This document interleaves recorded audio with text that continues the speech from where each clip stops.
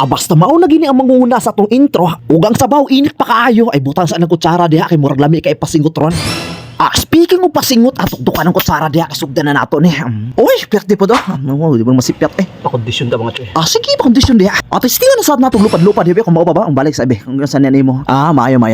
Maayo jud ang ipikto sa lukot no. Kaya side maayo na mo tuyok, maayo pud mo labyog. Kay bisag bugat na tagtian ang may nabili magyapon ta nga tinaguan. I'm sure mao ni resulta sa danggit nga bunlis nga atong giutanan. Matik shot sa baba, shot pud na sa ring. Uli na ta mga choy, murag dusla naman ta. Daan palagi ko. Basta kita gutumon way laing atong adtuon kung dili kini atong kusina sa bukob na ko diha murag init pa ni sabaw ba. O kasi sa kanita tabunan ani, kini may pagpakatamdim ning tinula o kinilaw Og syempre di naton makalimtan kini special weapon kay mao ni magdagbida sa tong pag-okay karon. Og paliyog handusin na kay murag kita gibati na tagkagusla. Og i-plaster na sa lamisa kay para masugdan nini atong tirada. Kinilaw og tinula, kisa kanimo champion ani karon. Palupi ba ning bahaw sa Jollibee?